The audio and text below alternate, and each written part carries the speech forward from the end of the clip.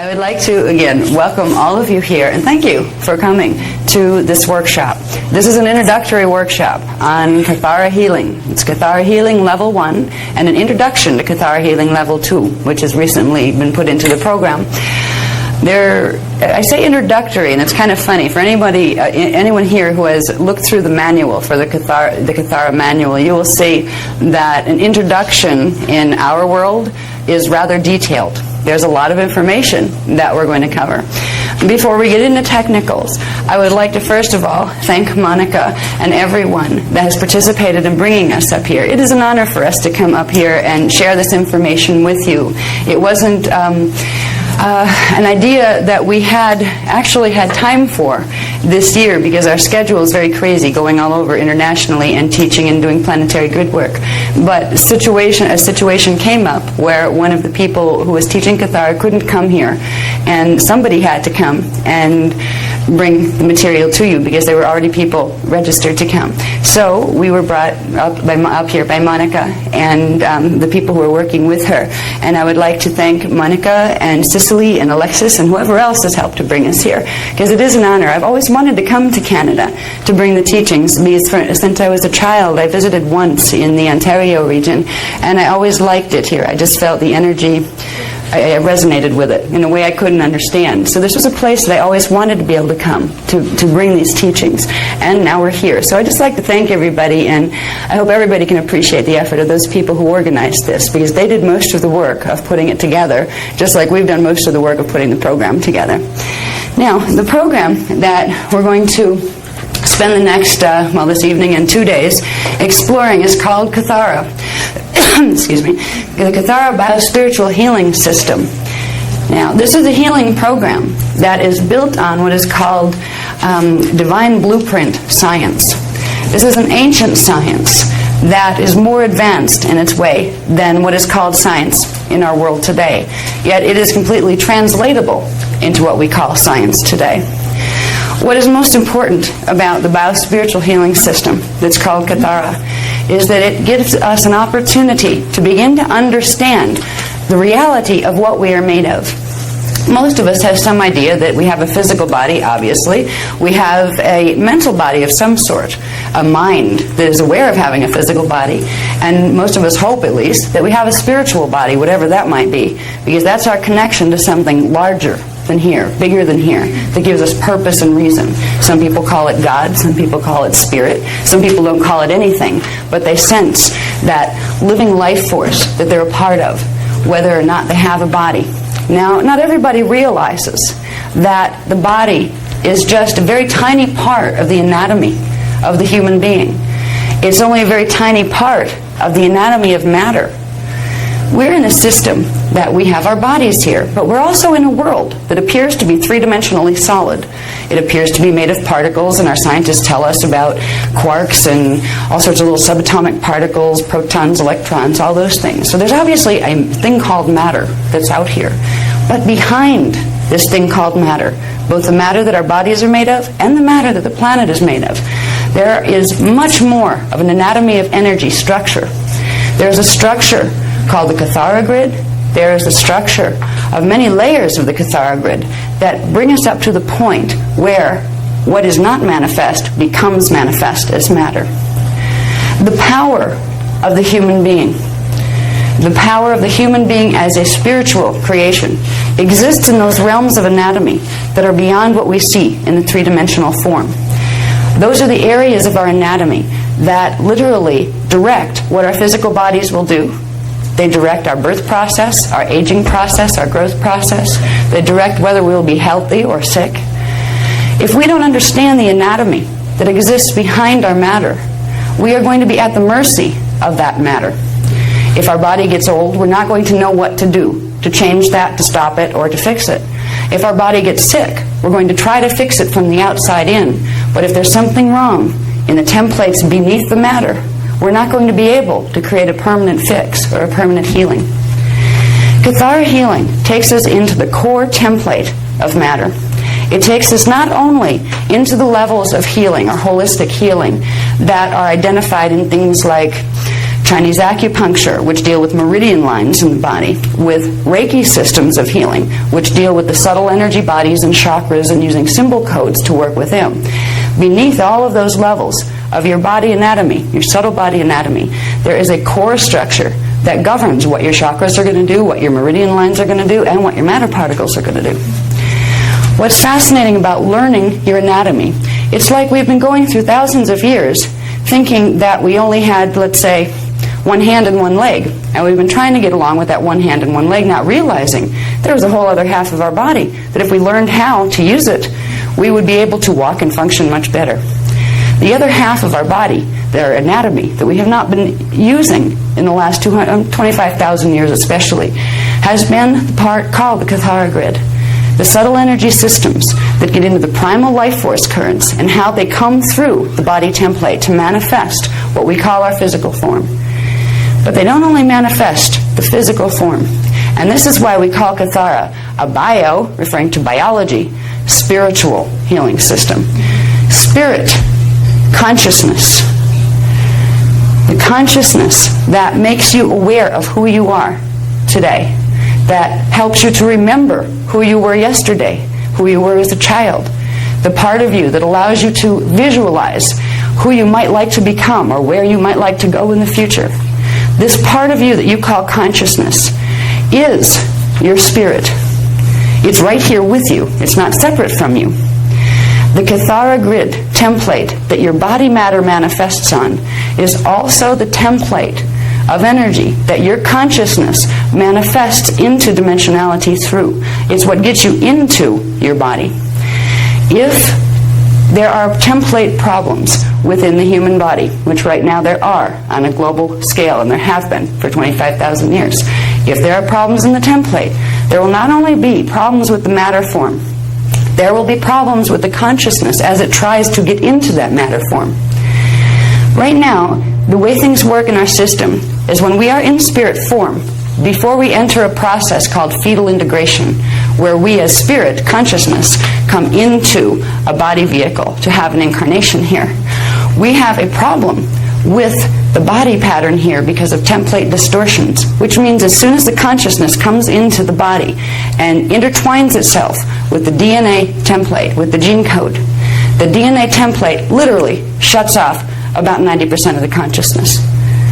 The part that's left here grows. This is what becomes the person. You remember you as a baby being. It becomes the person that you grow to be here.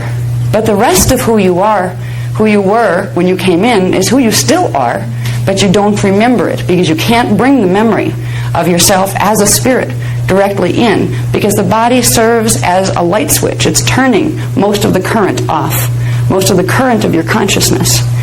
Now, the current of your consciousness, if you had it fully embodied as a human being with a human template, you would have a minimum of 12 dimensions of consciousness, not just seeing a three-dimensional reality field, but you would be able to access and move your consciousness and your body through 12 dimensions of matter, which means different matter density levels.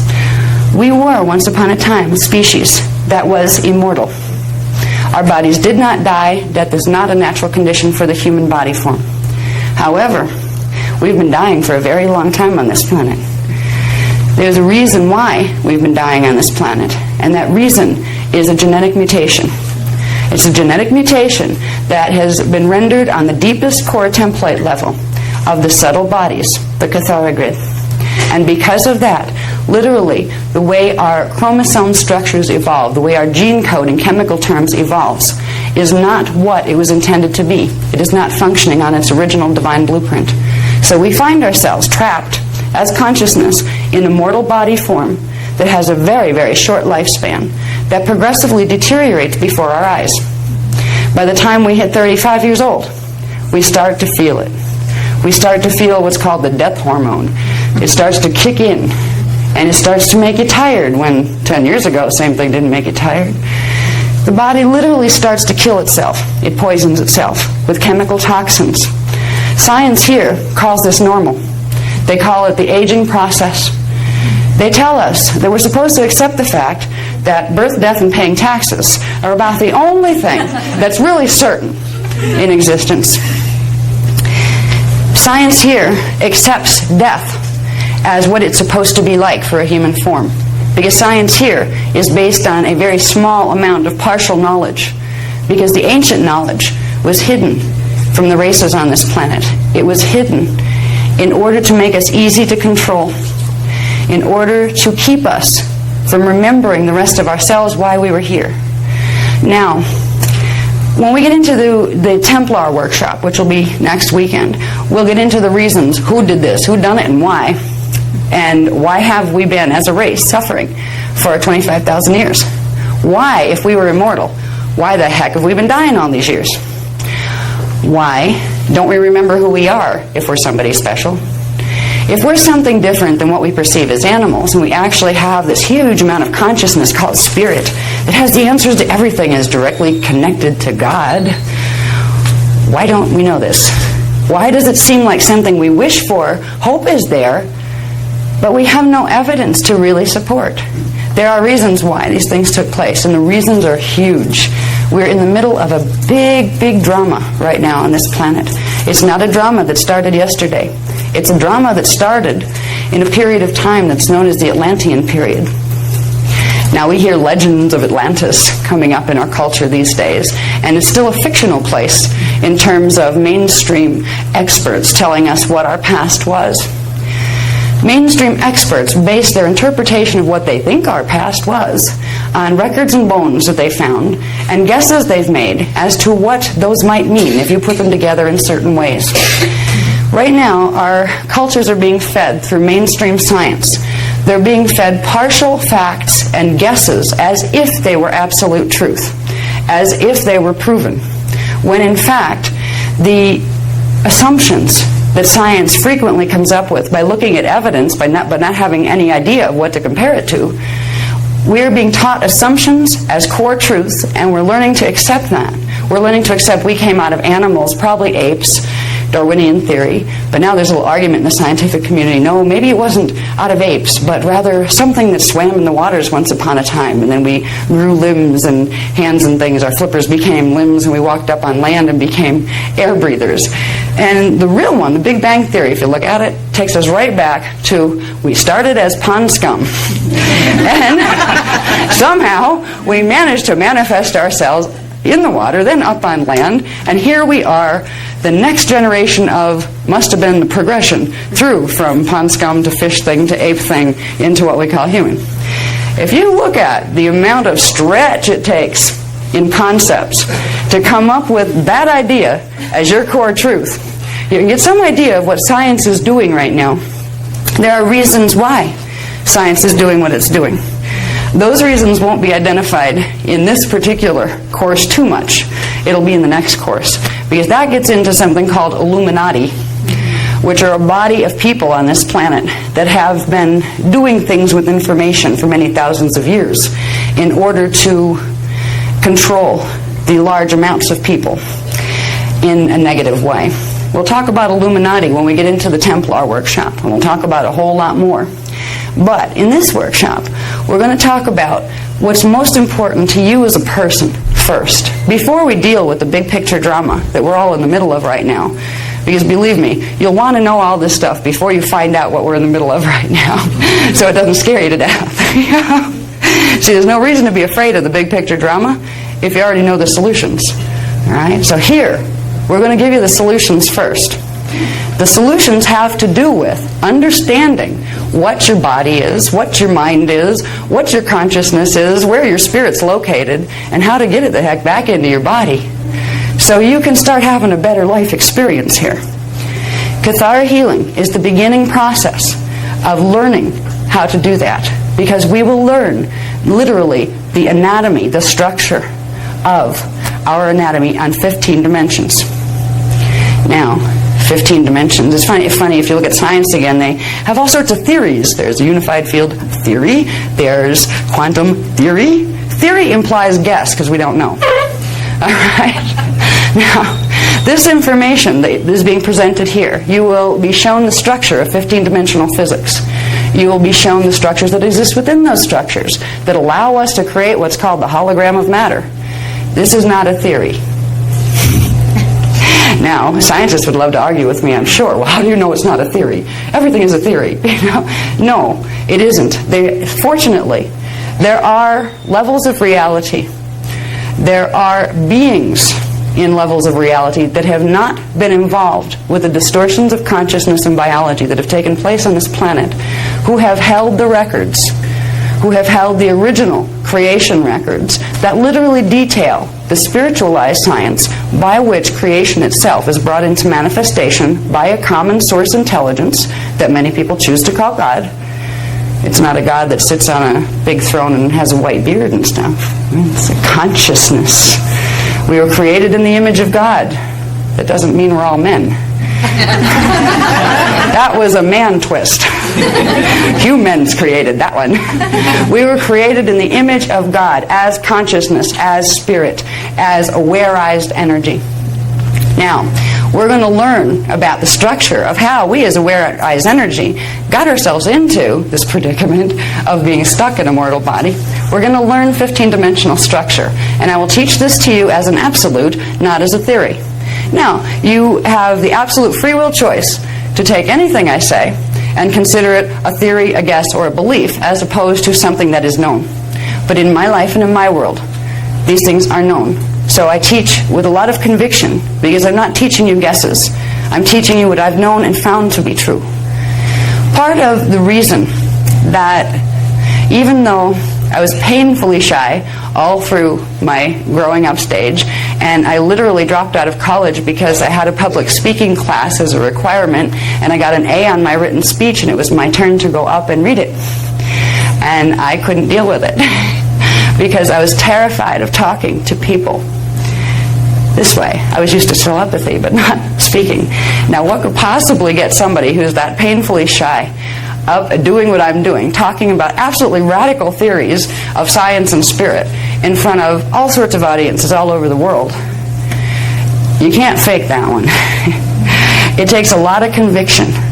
It takes a knowing and a desire to share a truth that has created a freedom in my life. A freedom that, because I know these things, because I've been taught these things, and I have used the technologies, I have found levels of my own consciousness, got them back into body. I have learned to do things with my consciousness, and we're beginning to learn how to do them with our bodies, that are science fiction compared to what science tells you is possible. I know that these are the freedom teachings, and if I can at least get some of that across to each one of you, and each one of you will get a little piece that's all your own. It'll mean something different to every one of you, because every one of you came here for a different reason.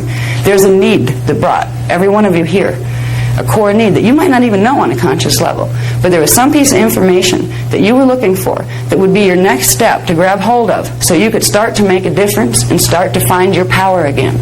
Because what's happened on this planet to everybody is that we have lost our power. Right now, we walk around in a world that appears to inflict itself on us from the moment we take our first breath. We appear to be in a world that happens to us, not a world that we create. We appear to have all sorts of things coming at us constantly. That is a very real appearance when you're stuck here. But when we start to realize the framework of reality that is creating this, when we start to realize this is a hologram field. What's that? It's a thought form field. That means, theoretically, my thoughts should be able to influence it, right? Theoretically. Well, they do.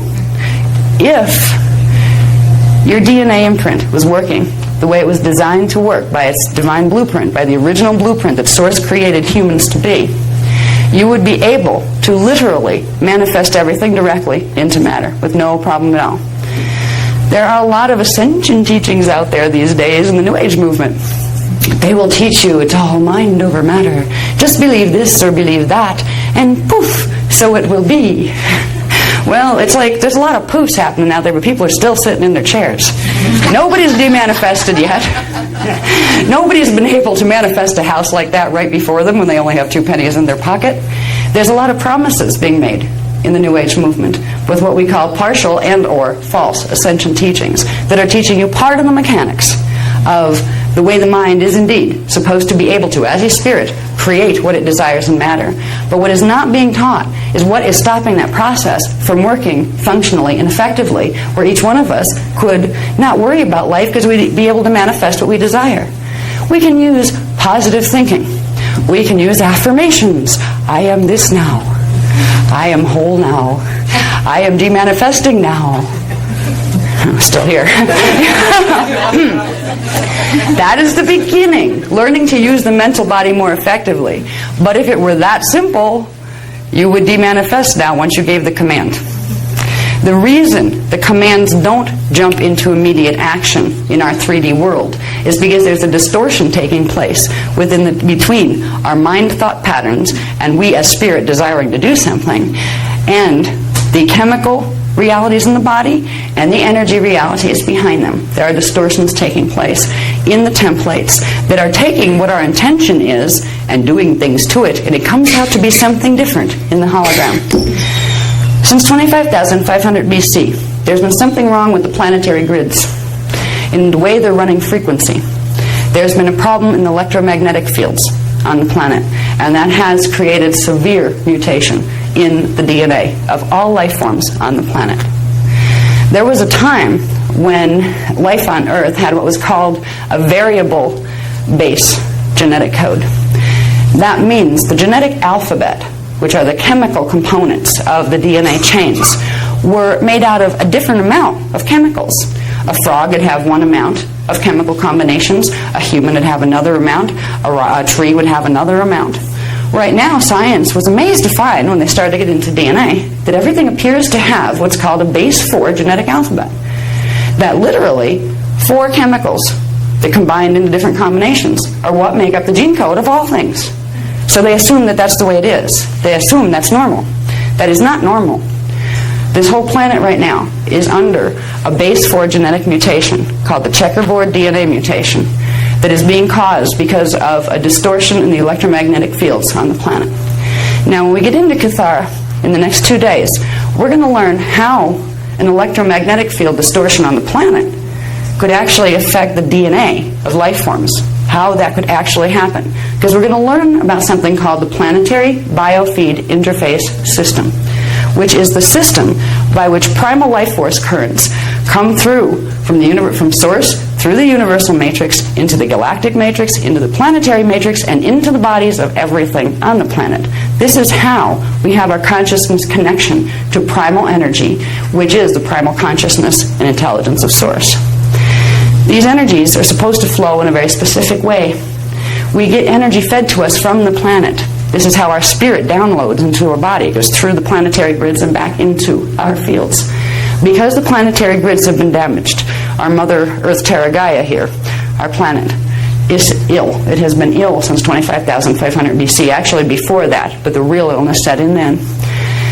There has been this mutation that has existed in the gene code that has blocked out most of the DNA.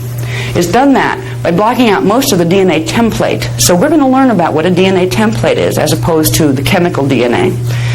We're going to learn about the body systems, the interwoven subtle energy systems, like chakras and meridians and axiotonal lines and things called Huva bodies and Kathara grids and crystal seals that are all part of the regulatory system of the DNA template, all of which work together to create what manifests as the chemical DNA chains.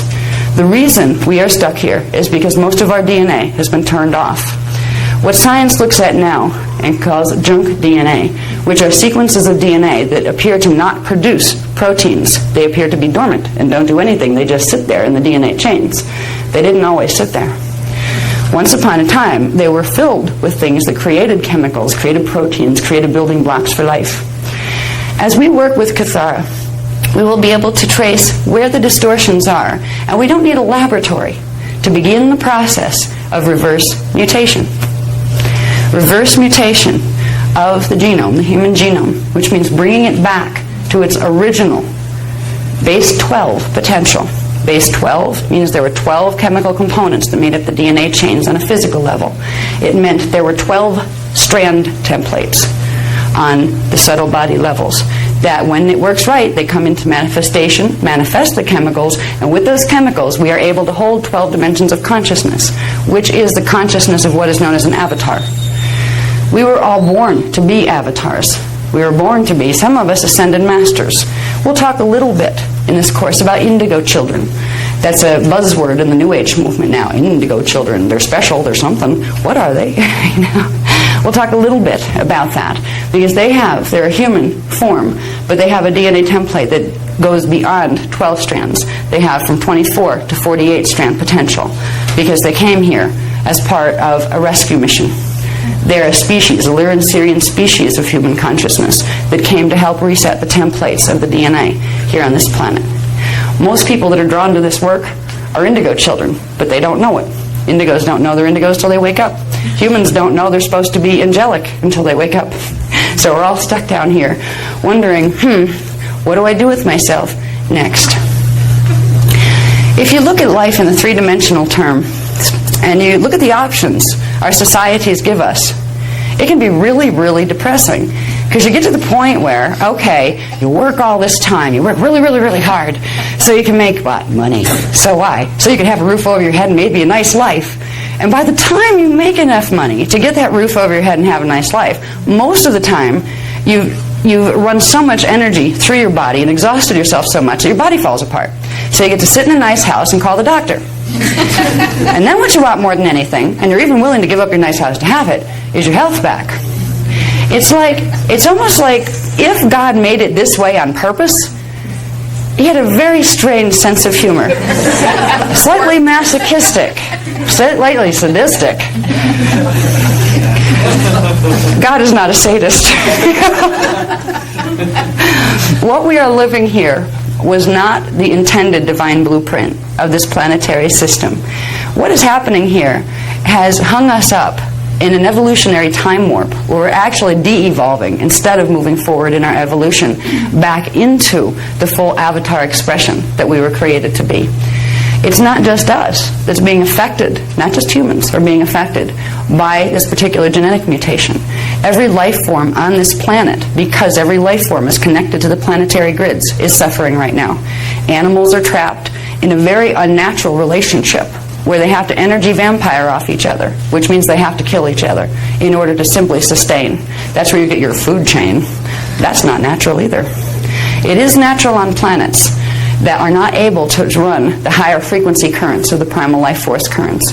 If this planet were running the full spectrum of 15-dimensional currents, and particularly the first 12 of those 15, it would be very different here.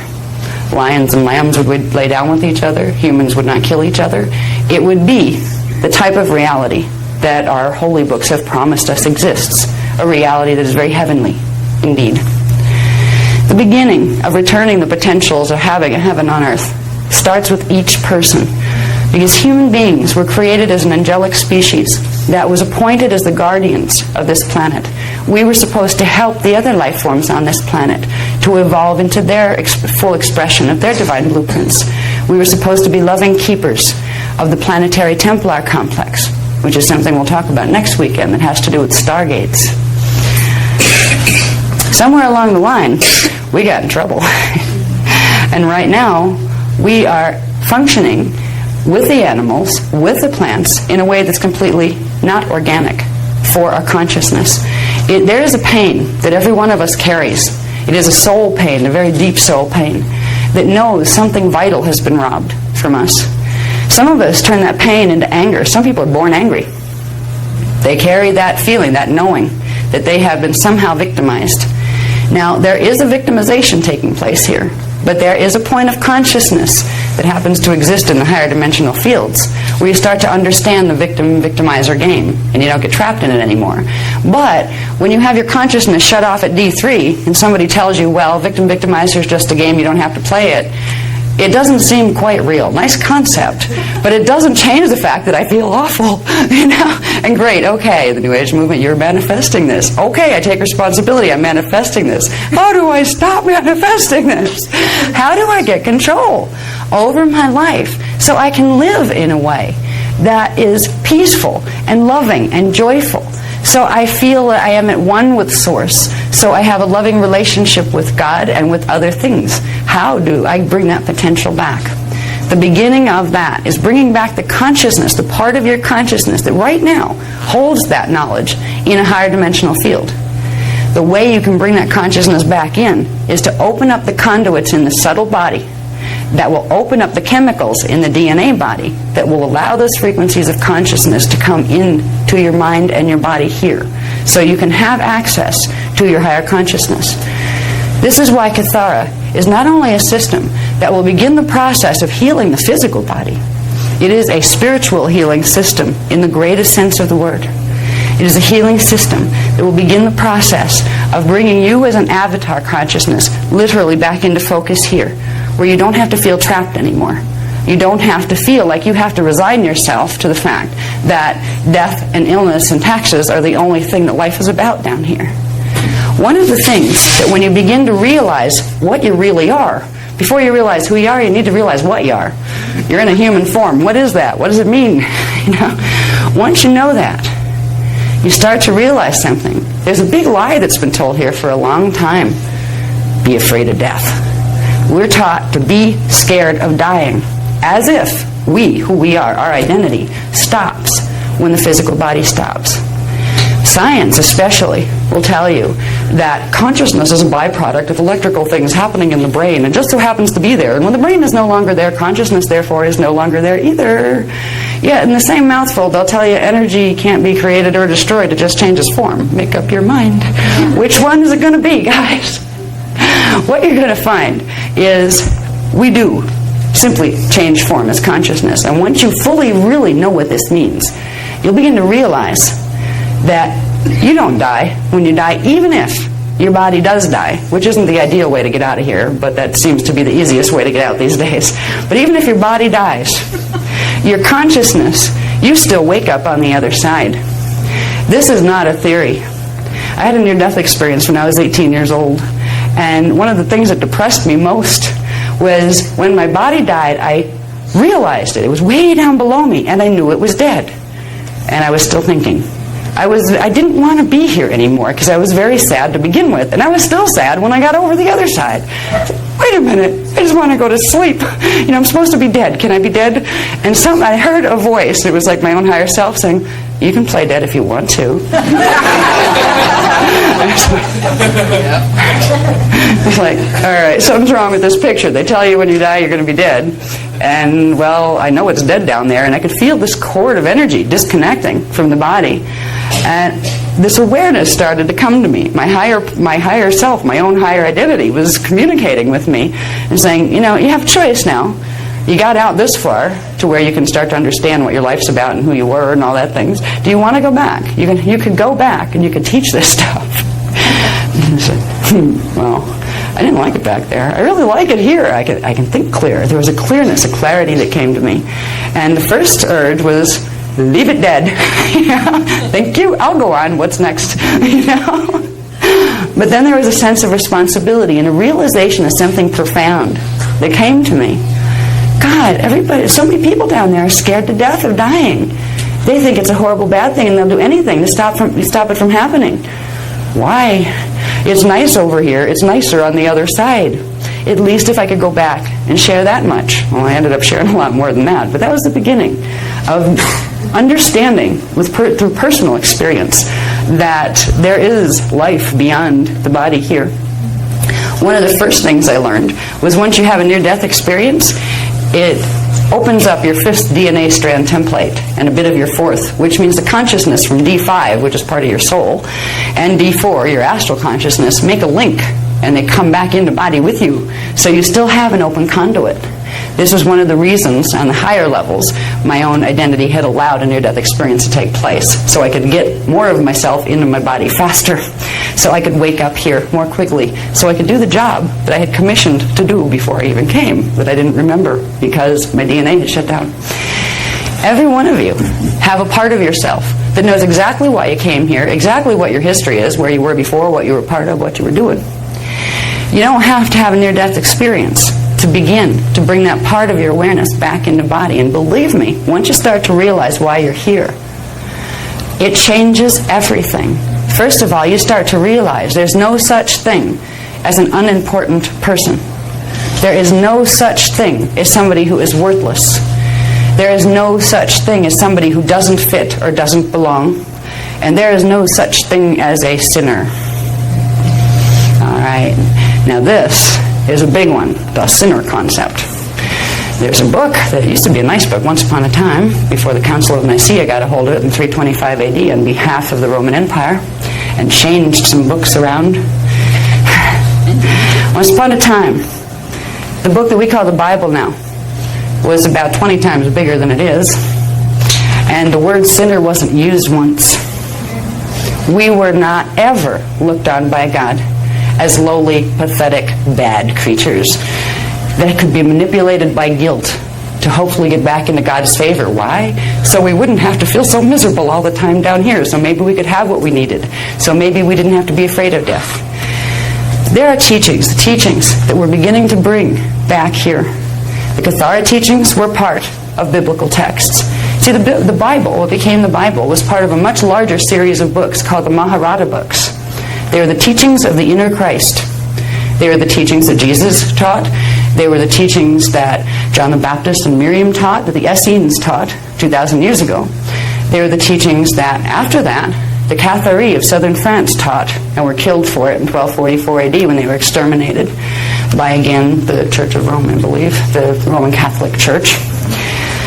There have been pieces of these books and the information contained within them preserved mostly in verbal tradition since they were last given in physical text, which was in the time of Jeshua, or Jesus, 2,000 years ago.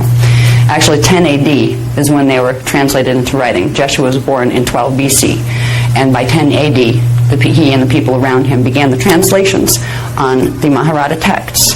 The Mahārāta texts are part of a larger, huge body of information called the Emerald Covenant CDD plates, Cloister Doratura plates. They're ancient holographic discs that were given to this race in 246,000 BC, I believe. Yes, our race is that old and older.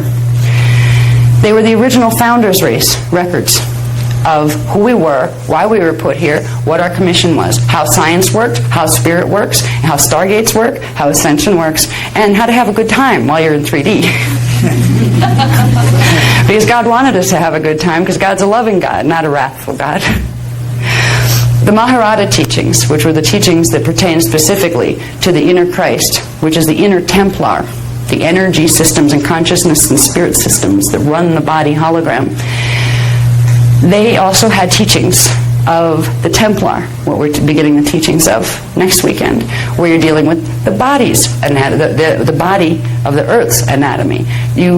The systems we'll learn about this weekend, about our subtle body anatomy, also pertain exactly and directly to the planet, to a galaxy, and to universes. It is the core template structure that the universe was built on, and every microcosmic aspect of the universe follows that same template pattern. It is the pattern by which energy from source circulates through the 15-dimensional system and individuates itself into all sorts of manifestations. These teachings, the teachings of the Mahārāta, the inner Christos, the inner Templar, were the teachings of the Law of One. The Law of One refers to a body of teachings that told us about our relationship to Source, where Source is a collective, intelligent consciousness, eternal, limitless, boundless, that chose, in order to understand itself better, to create a framework of reality where a hologram of three-dimensional manifestation could take place. So Source first turned itself into the hologram, the structures, dimensions, and time matrices, and energy body structures, and then Source continued to individuate itself, and it created suns and planets, stars, galaxies, and it continued to individuate itself, and it created life forms to live on those planets and stars and galaxies. The Law of One teaches us that each and every one of us are a manifestation, a direct face and manifestation of the consciousness of God. Where is God? There comes a time when you really understand the breadth of the Mahārāta teachings, where you don't have a weird reaction to the statement of someone saying, I am God. It doesn't mean, I'm God and I'm your boss. I get to boss over you because I'm God and you're not. That's not what it means. It doesn't mean, I'm the creator of the universe and therefore I know everything and I can be arrogant about it and obnoxious. That's showing how much you don't think you're God, because ego doesn't fit into that consciousness. When you can say, I am God, you are acknowledging the fact that a piece of source individualized itself as you.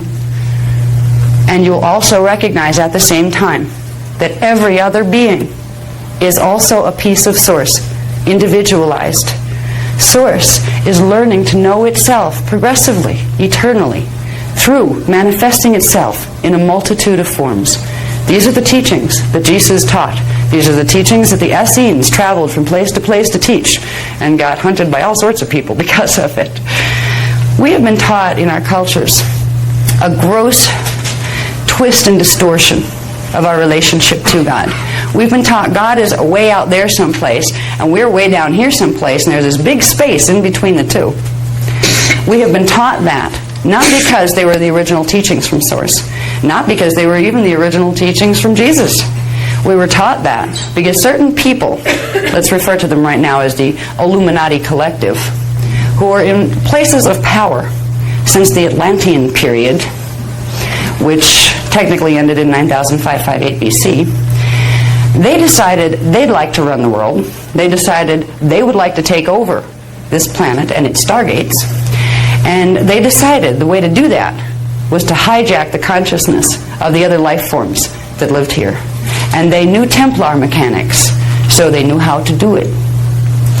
Templar mechanics, the inner Christos teachings, they were used and twisted in a way that created an ability by certain Illuminati forces. They call themselves Illuminati because they were illuminated, and it was a very arrogant way of looking at it. They had the technical teachings left, but what they lost contact with was the law of one. What they lost contact with was the feeling of source within them, to where they could never hurt another life form because they knew it was only the self, because there was only one self. That was the God self, and that is all. The Illuminati races had the first distortions in genetic code on this planet. Their distortion in genetic code created within their consciousness a reciprocal distortion, where they began to make a division in their own understanding between God, themselves, and other people, to the point where they could inflict harm on other people and justify it by scientific teachings without having any conscience as to, or recognition that the people they were harming were another face, another aspect of themselves, because all were God.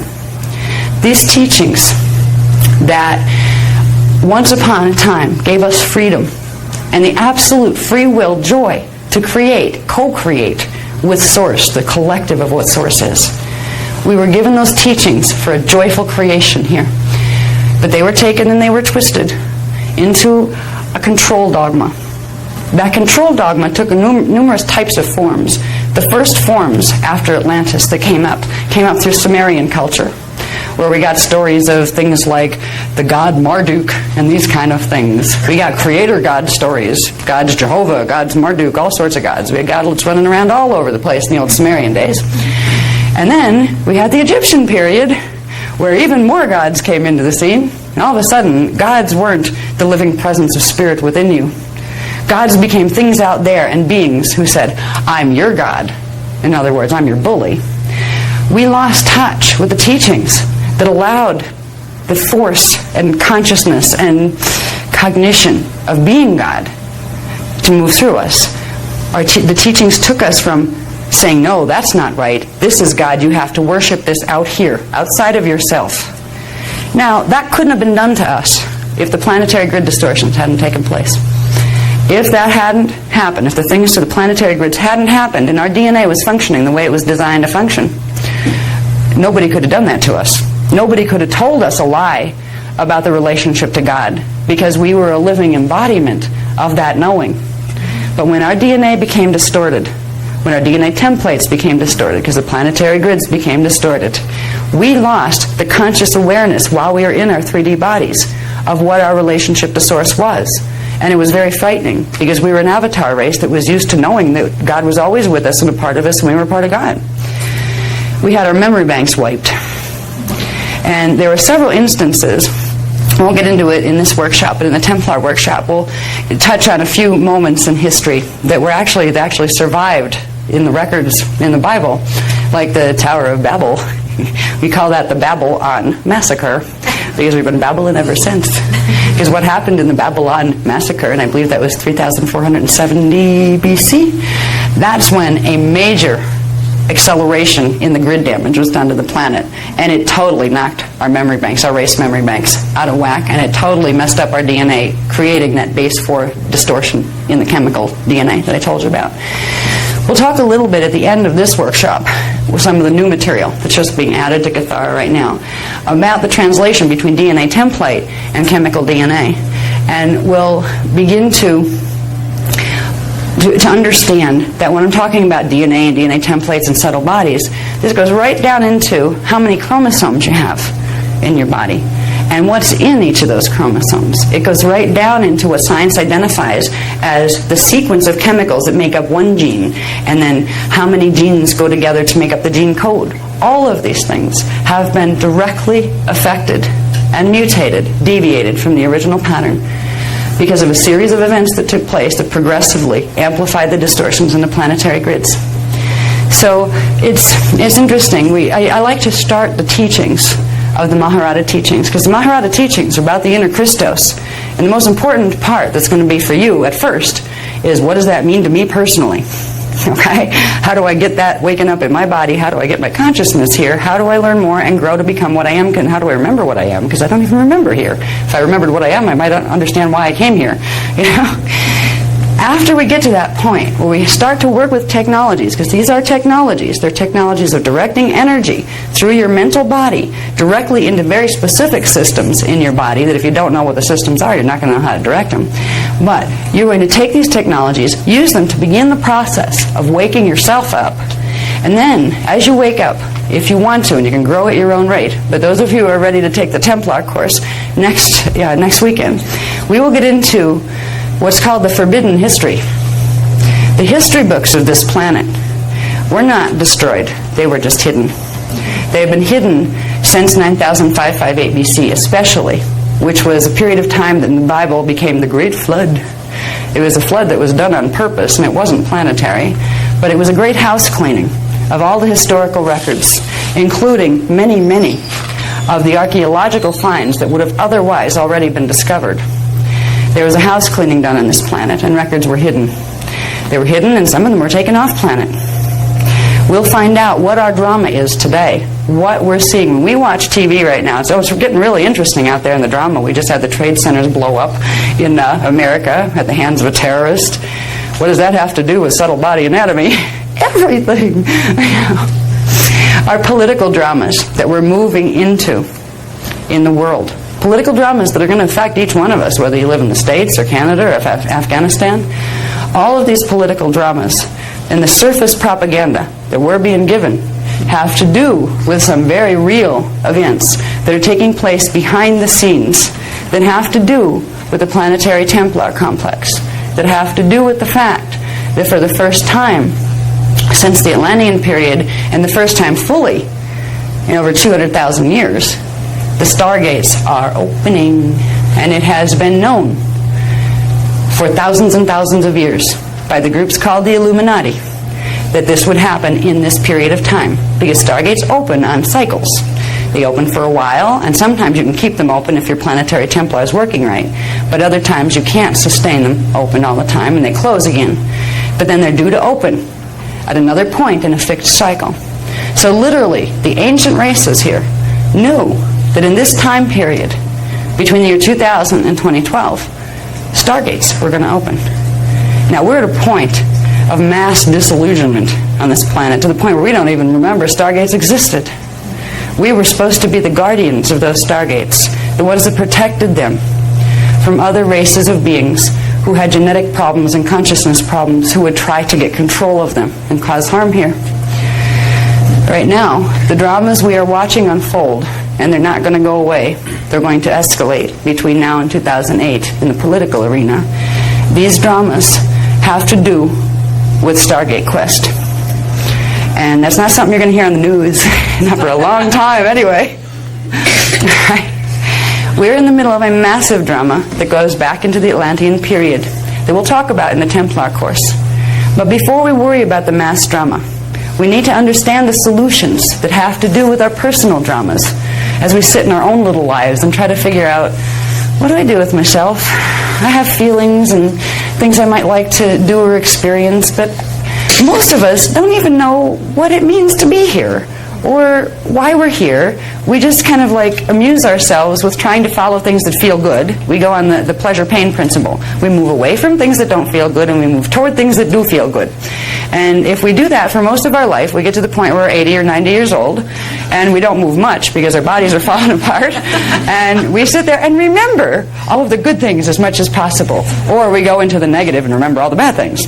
And then we sit there in our bodies that don't move very well anymore, and this big ominous fear sits with us. My body's dying. Oh my God. What does that mean?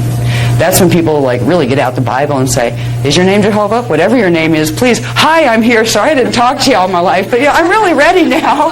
I'm really, really sorry if I was bad. You know, that's where we start to say, okay, maybe I was a sinner. Well, how do you get over that? Okay, that's atonement, right? Okay, what page did you look that up on? Okay, atonement. Hello. Because we're terrified of, oh my God, what if we die and there is a God? And if there is a God, and we didn't do what was said in the Bible or whatever holy book we're following, does that mean God's going to be really mad and do something awful to us?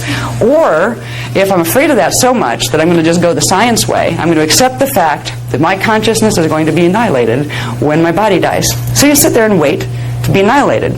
Real fun. You know, I have children in this world, and so does Az. And think of the things that if we were raising them in the regular belief systems that are here, how depressing it is to tell your kids, oh, hey Mom, what's life about? You know, well, what does it mean when you're 20? And what does it mean when you're 30? Well, when you're 20, you still feel like it's worth it. When you're 30, you still hope it is, but you didn't get half as far as you wanted to. By the time you're 35, you start to feel the tug of the gene code where you get really tired, and it's all a lot harder to do what you were doing at 20, and it was easy, but you still have hope. By the time you're 40, you're in rebellion, and you want to go through a second childhood or adolescence because the whole thing that you tried to do didn't work out very well. So you go into wish fulfillment. Then by the time you're 50, you got too tired from your second childhood and decide that you better make peace with yourself, so it's a good time to get spiritual. So there's this whole process of things that we can mark our lives with in 10-year increments that have to do with dealing with the fact that we don't know what we're here for, we don't know what to do with ourselves while we're here, and we're terrified of what it means to be anyplace else because we might not be at all. When you have to look at your kids and realize this is what you need to tell them if you're going to do the mainstream thing, it's worth finding a better option, even if it makes you sound weird compared to the neighbors. You know? Yeah. My daughter is really funny. She's 9 years old, and she talks to me about things. She'll come in and say, Mom, I can't sleep. My DNA is activating again. And I look at her and I just smile, because once upon a time in the ancient of days, all kids spoke like that. They knew. They knew when things were happening in their bodies and their DNA. They knew. They were taught since the time they were very small about where their chakras were located and about what this type of sensation meant, what that meant. They knew who they were. They knew why they were here, and they knew what to watch for and what to do with their energy system. So I'm watching my daughter, who sounds like an absolute nut compared to the other kids in the neighborhood, right? Only to their parents. She makes perfect sense in our house. But I watch her and I look at the hope that's being brought back here. A new generation of children now are going to be raised with the knowledge of what it means to have chakras and what it means to have subtle bodies and what it means to be a spirit using the vehicle of flesh to express yourself. It's also going to raise a generation of rebels who are going to look at the old system, say, excuse me, I don't think so. You know, I come from a very big love space, and I don't have to fight with you, but I don't have to buy your nonsense either. And they're going to find a way, because we're beginning to have the teachings brought back to us, where we can all find a way of reharnessing the power that was our birthright from the beginning, which is the power of manifestation. Before we can reclaim our power of manifestation, We need to reclaim the vessel through which manifestation takes place. And that means we need to heal our bodies, our DNA templates, because through that healing, we will get the rest of ourselves back in and remember all the wonderful knowledge we forgot. Once you start remembering, you won't need a speaker to tell you stuff. You'll realize you can access it directly through your own consciousness. Michael and I are speakers. Azertania and I call them. I oscillate between the two, Michael and Azertania. They're both his name. We're speakers, which means we have a job that we commissioned to do when we came in here as souls, as part of a team, part of the Indigo team, Team Indigo. We came in to help bring back the ancient teachings. But the teachings don't belong to us. They belong to all of you. They belong to everybody in this universe. We simply trained in a way that we could, on a planet with as much distortion in the grids as this one has. There were certain specialties of training that we needed to go through in order to understand how to get ourselves in a body, clear enough of the mess out of the gene code so we could then bring in the information and translate it in verbal form. But the information exists, and now the frequencies are becoming available on the planet. So even if there weren't speakers putting it in books for you to learn, if you knew just a little bit, if you knew that you have an avatar consciousness that lives right with you, and that there are things you can do to begin opening that knowledge, you would be able to begin accessing this data on your own. Now, the service that we do for people right now is to help them remember that. Because right now, if we didn't tell people this, people would still be having little choice other than believing what we've been told for thousands of years, which is we're pathetic, we're sinners, we die when our body dies, all this stuff, all this nonsense. If you don't know you have an avatar consciousness level, you're not going to be interested in looking for it, because you're not going to know it's there.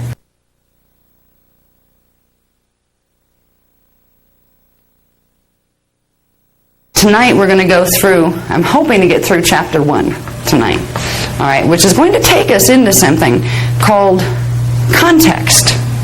Before it's going to matter much to learn how to identify your body parts, your subtle body parts, and identify currents that you're running through your body for healing, it will help a lot if you know the structure or the context within which your body exists. Where do these currents come from? What is the structure of multidimensional reality? This isn't a theory, there is a structure. There is a primal order to the way the universe was created. Our universe is created in a way that allows systems of three-dimensional holograms to be perceptually experienced by consciousness that focuses itself within those systems. Even our body is part of the hologram.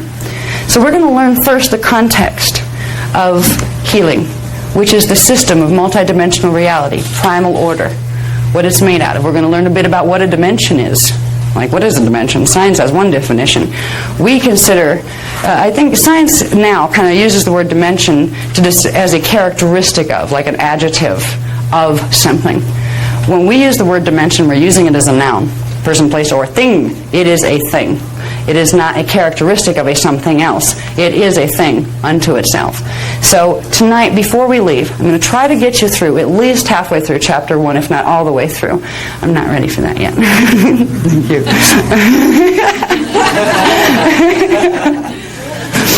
Okay. The fun part, this is like the work part, right?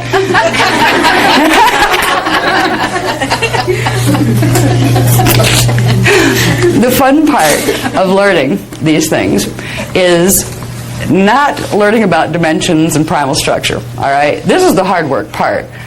What was a dimension? What's a particle unit? What is a flash line sequence? Oh Lord, new words, right? Lots of them. This is the part that is one of the most difficult parts to learn in the whole book.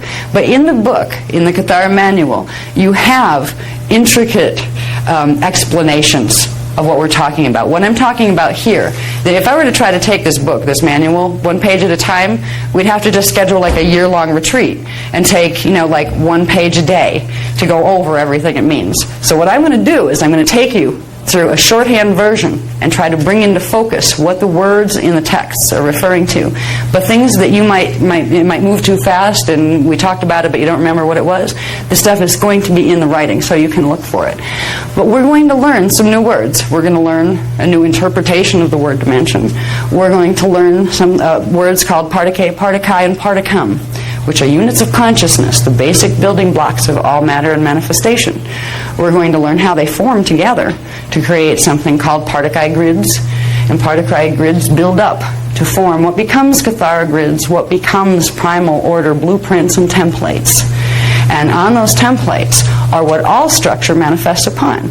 So once we learn some of the basic harder stuff, just getting oriented to the context, it's the context of living, which is also the context of healing. If you're going to heal, you need to know what part needs healing. And to understand what parts need healing in the human race and in your own personal body, you need to understand those subtle parts that go right into context. If you don't understand dimensional structure, you're not going to be very good at deciding which primal life force currents you're going to pull if you want to do hands-on healing. I kind of look at some of these other healing systems that are out there, and a part of me chuckles because they take themselves very seriously, some of them. Some of them charge $10,000 for a master's level certification. I won't mention any names. But interestingly, they don't know yet 15-dimensional structure. So they couldn't tell you a triadic phase current from a D3 current.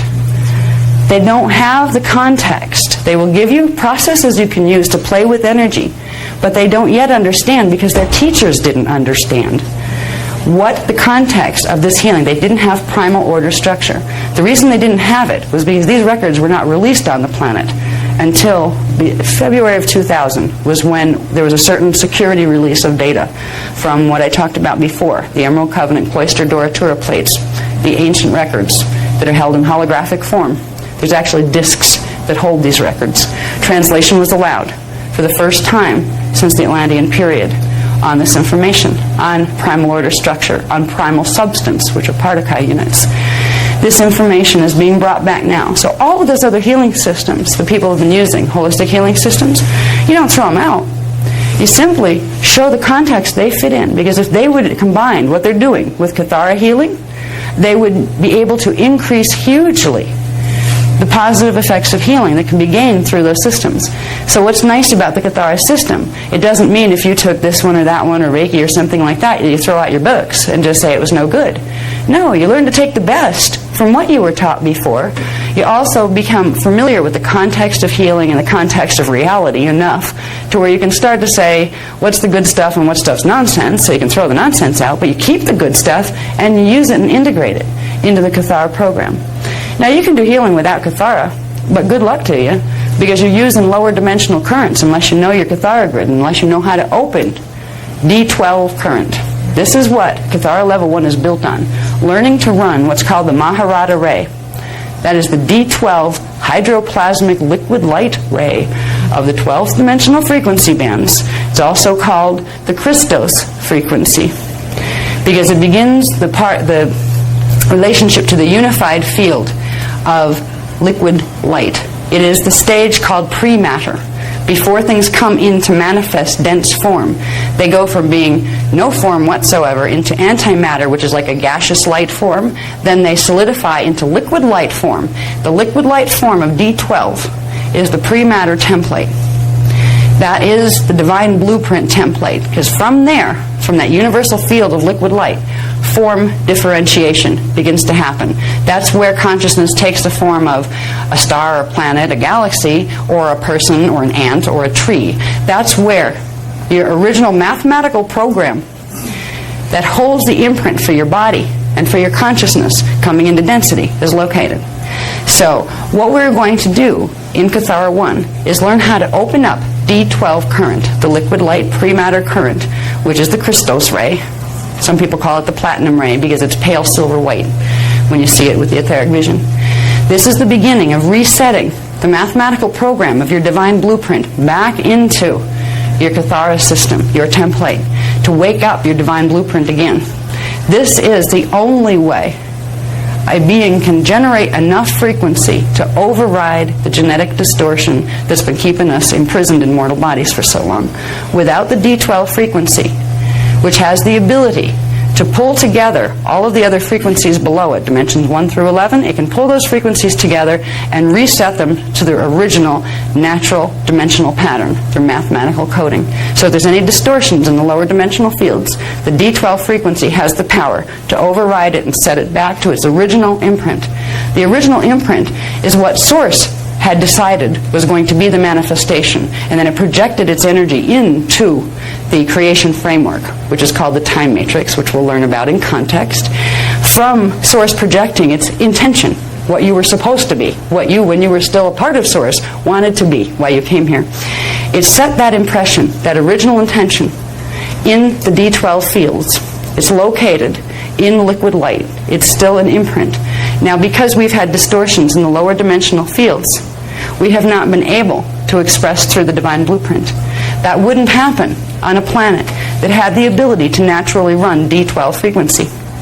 All planets start out with that ability. But there was grid damage done to this planet in 208,216 BC, long time ago. Those grid distortions made it so the planetary energy systems, which are called axiotonal lines, the Kathara grid of the planet, could only anchor 10 dimensions of frequency. It blocked out dimensions 11 and 12 frequency from the planetary grids, which meant anything on this planet could no longer run D12 frequency, so it could not fully access the original divine blueprint pattern. And once that direct connection in energy to the divine blueprint, between the manifestation and the divine blueprint, once that connection was severed, deterioration started to happen. The divine blueprint began to deviate in the lower dimensional fields, and you couldn't bring that frequency back in to reset it. What's happened here, and the reason why these teachings are being brought back now, and they weren't brought back 100 years ago, is because what I said before about Stargates beginning to open. There are things happening on this planet that haven't happened in thousands and thousands of years. And one of the biggest things is there has been work done here to repair the damage that was done 200,000 years ago. For the first time in over 200,000 years, D12 frequency started running through the planetary grids on January 1st of 2000 because of all sorts of reparative work. It's called the Christos realignment mission on a planetary level that has been being done here. We have available now the D12 hydroplasmic frequency, which means we have access to the full mathematical coding. Our own pillar of light can send it down. We can get back into our bodies and into our DNA template and into the planet, the original divine blueprint. So when we're working with Kathara healing, we're going to learn the context so you understand dimensional structure, because that will help you to understand where you're pulling what from. You're going to understand matter density levels, first of all. What it means to be physical. What it means to be physical in the next density up, which is still physical, but it's ghost-like compared to here. There are matter density levels. If you don't understand primal substance, you're not going to understand how matter density levels happen. So this is the part. Tonight we're going to do the part where you understand the basic framework. So you understand that it's a very easy, actually, framework. It's quite simple. There's millions of complexities as far as how energy works within the structure, but the structure itself is very, very simple. You don't need to have a master's degree in physics in order to understand primal units. You don't need to have a master's degree in anything to understand there are 15 dimensions. They relate to each other in a specific way. You're here, this is here, this is here, this is here, and this is how you make your relationship to the higher energy systems. This is what we're going to learn. So we'll go through that tonight. When we come in tomorrow, that's when the fun starts. The part that I love teaching most, and I guess it's probably because of the part that I enjoy most myself, is once you learn context, okay, that's what the universe is about and I'm floating around in it. The fun part is learning where your body parts directly connect to the primal structure of the universe, where your 15-dimensional anatomy is located. It's like finding a treasure chest. Wow, I have that? I have 15 chakras, primary chakras. Yes, I do. I have a Kathara grid. Do you know where yours is?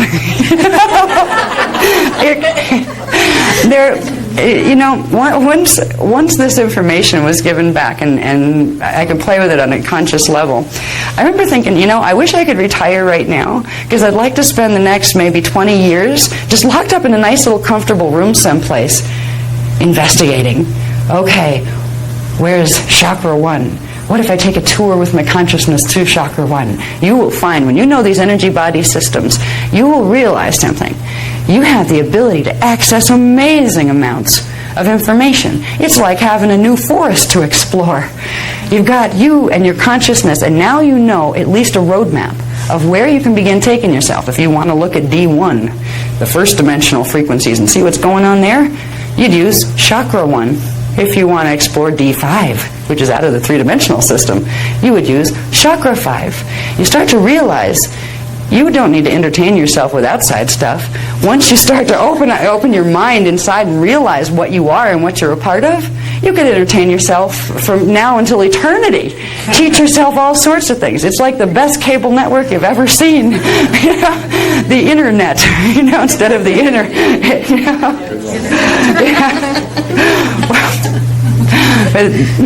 So we all do have this internet, the inner Templar, and once you start to play with it, and you can't really play with it until you realize where parts are. Once you know where your parts are, you can have some idea of what to do with your consciousness, where you can put your focus of attention to make it do certain things. So the fun part for me in teaching Kathara is teaching people about the body parts that you forgot you had.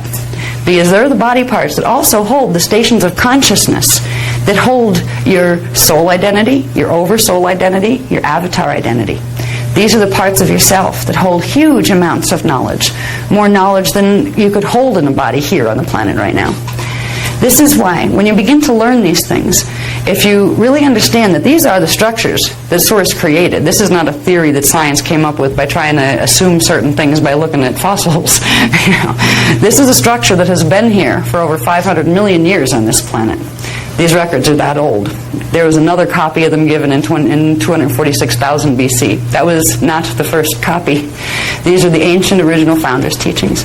Once you realize that you have access to this huge living matrix of knowledge, you'll also realize that there's not another person or thing on this planet that you have a right to pass hateful judgment against, no matter how bad they might act. It just shows you how far they have forgotten what they're a part of. You will learn that all the nonsense you might have been taught when you were young, you're worthless, you're not good enough, you'll never be good enough, all this stuff that so many of us have heard because our parents heard it from their parents and they passed it down. First of all, that stuff begins to heal. You start to realize there's no such thing as being a worthless person. There's no such thing as being not good enough. And when you start to realize that healing in yourself, you begin to change the way you look at other people automatically. You find compassion. You start to see behind what's causing them to be as they are, even if being as they are is not particularly nice at the moment. You begin to find what's called Christ consciousness. There's a lot of lip service to Christ consciousness happening in the New Age movement right now. I've met some amazing people who will arrogantly, clue number one that they're not here, arrogantly say, my 12 strands are activated. My 12-strand DNA is activated. I'm an avatar now. And it's like, yeah? Oh, good. Can you give me like a lesson in levitation? And they look at you and blink. Well, what does that mean? What do you mean, what does it mean? You're in Christ consciousness. You're an avatar, right? You have 12 strands activated. With 12 strands activated, you can levitate. You can appear and disappear at will. All right? Then they get mad. They get mad at me. Well, fine. And I have a lot of them do like this thing. In the name of Archangel Michael, I ban you from my life, right? Because I challenge their belief system. The flaming blue sword of Michael. And I was like, hey, excuse me, I only, asked you to like put the proof where your mouth is, that's all. And the only reason I do that to somebody is if they're displaying arrogance about it. Because if somebody's telling me out of one side of their mouth that they're in Christ consciousness, and out of the other side of their mouth they're patting themselves on the back and puffing their chest up and thinking how great they are compared to lowly little you, it's showing you they're not there. There's a lot of lip service going on in the New Age movement. And by the time you get done with this course, you'll be able to spot some of it. For those of you hardy souls who are also coming to the Templar course, you'll be able to spot a lot more. Okay? Because in the Templar course, at this point, we're naming names of who's teaching what. And we're letting people know what ascension teachings are part of the original founders' teachings and what ones are not. And what ones are meant to trick you into using your energy in ways that's not good for you or the planet. But it stays pretty benign in Kathara healing. In Kathara healing, we deal with learning to be empowered again by getting back our consciousness, getting back an awareness of our body parts and how to use our mind to direct energy. One of the real interesting transitions I've found is, okay, once you know all this stuff, it's like a bicycle. You can learn how to ride it, right? And then you leave it parked against the side of the house and you keep walking to town every day. And you're saying, yeah, the bike's still there. I could ride it. Same thing here. If you can learn this stuff, but if you don't use it, we're taught here to use our consciousness in only a 3D way. So we look for the 3D solutions first. Once you learn Kathara healing, and you're having an issue come up in your life, or a healing issue come up in your life, instead of letting the autopilot kick in, where you just go run to the doctor and you put your book away and you're not even going to run any technique because you don't feel good. If you run the technique, it'll help you feel better. You have to get on the bicycle and ride it. So you can learn how to ride a bike. You can learn how to do Kathara healing. But the results, if you're going to find results, personal results, they're not going to come from parking the book on your shelf. They're going to come from getting to the point where you don't even need the book because you've integrated it, where you've learned how to do the techniques. See, it's the techniques. You can learn everything you want to around it, which is helping your mental body to expand so it can hold the frequency that you're trying to bring through. This is why we teach in detail, because your mental body is very important. It needs to know, or it will block out the rest of the frequencies coming in. So you'll learn your stuff, but then you apply it. The change comes with repetition of using the technologies, which are simple exercises, some not so simple, they have lots of steps. What's nice about Kathara healing too is, what starts out in the beginning, it's going to take you quite a few steps, and it's a pain in the neck to have to do it, frequently. Where, I even get like that. Oh no, not my Maharik seal again, that kind of stuff. However, if I want D12 frequency running through my body, I know I need to run my Maharik seal. But the more you work with the techniques, the more shortcuts will come up, where you don't have to run a 26-step technique. You can get the same thing accomplished in 4. But you need to start with the long version to build the frequency, to get that imprint back in to your active template so it can be sent through the DNA. It's building critical mass. So that's why the stuff that starts out has quite a few steps to it. Eventually, after you get done with Kathara 1, you'll find that we've moved, since Kathara was given, we've moved into what's called a Maharik quick seal, where you literally can do what takes 26 steps in the beginning in like an instant, running a Maharik seal. We'll talk about Maharik seal as we get into more of the body of Kathara. But I want you to know in the beginning, so you don't get disheartened by saying, oh my God, 26 steps, I fall asleep on step 14.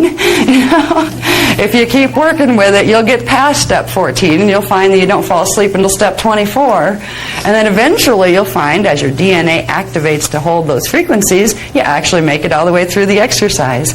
Then, the more you use it, you'll find your body takes over and does them. You'll be visualizing something, and all of a sudden you jump 4 steps ahead. And just keep up with yourself, because your body's integrated the technique that you've taught it. So it will teach you shortcuts and how to do it faster so you can get the same frequency running without having to go through all the steps. So instead of getting disheartened looking at 26 steps and saying, I can't do this for the rest of my life, you don't have to do this for the rest of your life. It's the beginning with any of these techniques. Once they're set into the body manually and energized, it's like watering a garden.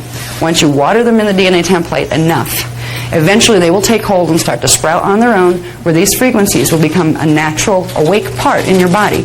It's almost like having a part of you that really wants to come into body, but it keeps falling asleep on the job, and you have to use the manual techniques to keep waking and say, yo, you're coming down here, you're coming in my body here. We're going to be one. Come on, soul, come into the body. When you work with it that way, eventually it stays awake. What you're doing is getting your DNA template to behave differently than it has since you were born, to behave differently than it has in your last 20 incarnations. So it takes a bit of time. If the planetary grids were perfect right now, and they were perfectly in their own divine blueprint, which they're not, they just started to be able to run D12 frequency back in. There's a lot of repair. If they were in good shape, we wouldn't have to spend so much time learning how to do these techniques. We'd do them once or twice and they'd stick, because the planetary grids themselves would help support that pattern in the body.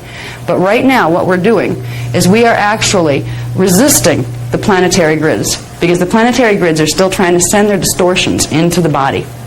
So whatever work you just did, in 12 hours, the planetary grids are going to hit a critical mass of energy in your body again and flip it back over to its mutated pattern, because the mutations are still in the planetary grids. It takes a lot longer time to completely clear a planetary grid than it does to clear your own body grid. So as long as you take responsibility to manually reset in your body the divine blueprint, you not only will be able to sustain more and more levels of DNA activation and DNA repair and getting more of your consciousness embodied, but you'll progressively help the planet to heal its grids faster. Because just as the planet sends us energy into our bodies, we send energy back into the planet. Right now we've been making each other sick for 25,000 years. If we begin these processes of healing the DNA, we will heal what we send back into the planetary grids. And each one of us is like a walking piece of the planet.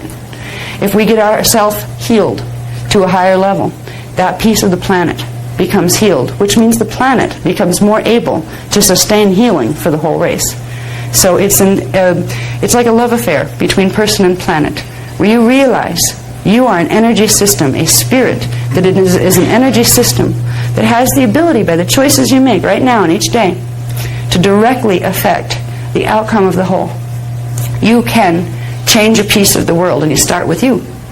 So there's a huge amount of growth that we can all get by working with the concepts and the teachings of the Kathara. They're sacred teachings, because you look at the word sacred and you think of, okay, well, sacred, that's the stuff like that religions teach you about, right? Or they're supposed to anyway. What does the Bible call sacred? What does the Quran call sacred? What do, Buddha traditions call sacred? Everybody has a different interpretation of sacred.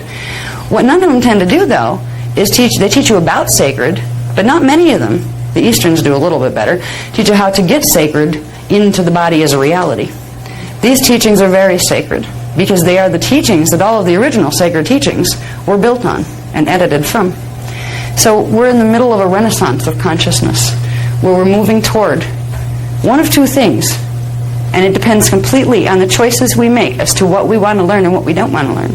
We are either moving into a genuine new age of enlightenment, more enlightenment than has been here in thousands and thousands of years, or we are moving toward a new dark ages, where we buy into a bunch of nonsense that's being put out right now, propaganda, false ascension mechanics, new age mumbo jumbo that has twists in it, traditional mumbo jumbo that was edited so long ago nobody remembers what the original was.